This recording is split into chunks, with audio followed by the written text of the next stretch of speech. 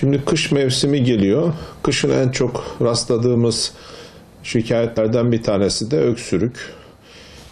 Öksürük özellikle solunum yolu enfeksiyonlarında sıklıkla gördüğümüz bir semptom. Kısa sürede ortaya çıkıp birkaç gün, birkaç hafta devam edip geçebiliyor. Genelde akut öksürük dediğimiz bu 3 haftayı geçmeyen öksürükler çok anlamlı değil. Yani çok fazla telaş etmeye, panik yapmaya gerek yok. Daha çok grip, soğuk algınlığı, faranjit, sinüzit gibi solunumsal enfeksiyonlarla ilişkili olarak ortaya çıkabilir. Bronşitlere bağlı olabilir. Ama uzadığı zaman sorun. Yani bu 3 haftayı geçtiğinde, hele hele 8 haftayı geçen kronik öksürük dediğimiz bir duruma evrildiğinde mutlaka bunu araştırmak gerekiyor. Genelde insanlar öksürük olduğunda ya kendi başlarına işte bal ya da işte bir takım otları kaynatarak öksürüğü giderici bir tedavi uyguluyorlar veya işte bir öksürük şurubu ya da öksürüğü kesici hapları kullanmak istiyorlar. Bu tür taleplerle gelebiliyorlar. Aslında biz hekimler öksürüğü çok doğrudan tedavi etmeyi sevmeyiz. Çünkü öksürük bir hastalık değil, yani çoğu zaman bir hastalığın belirtisidir. Dolayısıyla biz öksürüğü tedavi etmekten ziyade öksürüğe neden olan hastalığı bulup onu tedavi etmek isteriz.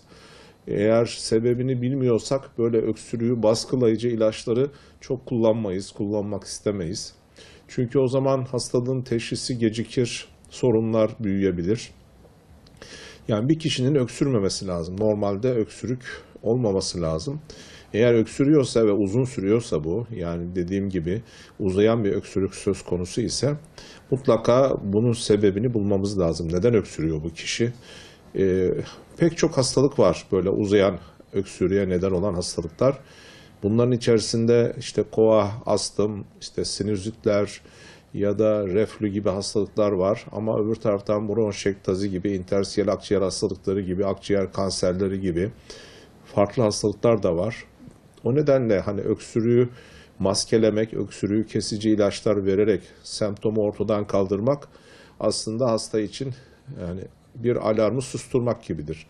Yani bir alarm varsa alarmın sebebini bulmanız lazım. Yoksa alarm düğmesini kapattığınız zaman sesi kesmiş olursunuz ama tehlike ortadan kalkmaz. Yani öksürük bir alarmdır aslında. Bizi bir yerlerde bir sorun olduğunu gösteriyor. Bu sorunu yakalamamız lazım. Araştırılması lazım, yani öksürüğün sebebini bulmamız lazım.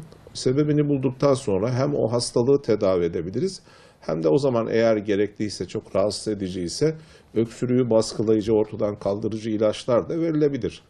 Ama nedenini ortaya koymadan böyle doğrudan öksürük kesici ilaçları, öksürük şuruplarını kullanmayı tavsiye etmiyoruz. Ben çok kullanmıyorum bunları kendi pratiğimde.